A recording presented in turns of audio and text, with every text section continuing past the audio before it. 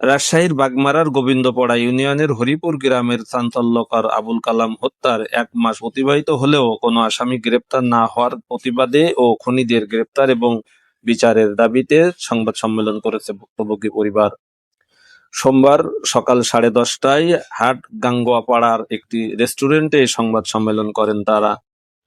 সংবাদ সম্মেলনে লিখিত বক্তব্য পাঠ করেন নিহতের জামাই মামলার বাদী জালাল উদ্দিন। এ সময় নিহতের স্ত্রী, ছেলে, মেয়ে, স্বজন ও প্রতিবেশীরা উপস্থিত ছিলেন। আসামি একই গ্রামের সেকেন্দার আলী, মামুনুর রশিদ, জেকের আলী সহ অপর খুনিদের দ্রুত বিচার ও গ্রেপ্তারের দাবি করেন তারা। আমরা নিহত আবুল কালামের স্বজন। অতি দুঃখের সহিত বলতে হচ্ছে যে আমার শ্বশুর আবুল কালামকে নৃশংসভাবে হত্যা ১ মাস অতিবাহিত হওয়া আজ পর্যন্ত একটি আসামিও গ্রেপ্তার হয় নাই।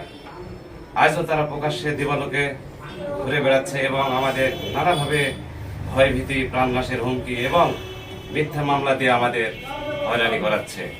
হত্যা মামলার ১ নম্বর আসামি হরিপুর গ্রামের আশকান আলীর ছেলে সেকেন্দার আলী, ২ নম্বর আসামি মৃত মনসুর রহমান আবুলের ছেলে মামুনুর রশিদ বাবু, ৩ নম্বর আসামি আবুল কাশেম এর ছেলে জেকের আলী, ৪ নম্বর আসামি সেকেন্দার আলীর ছেলে রকিবুল ইসলাম, ৫ নম্বর আসামি মৃত হেলাই প্রামাণিকের ছেলে আশকান আলী।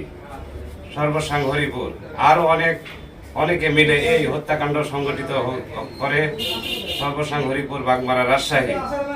আসামিদের বিরুদ্ধে একাধিক হত্যা চেষ্টা ও হত্যা, ধর্ষণ, প্রতারণার মামলা রয়েছে। প্রিয় সাংবাদিক ভাইরা, আপনাদের মাধ্যমে প্রশাসনের কাছে আমাদের আকুল আবেদন, হত্যাকারী দ্রুত গ্রেপ্তার করে সর্বোচ্চ বিচার দাবি করছি।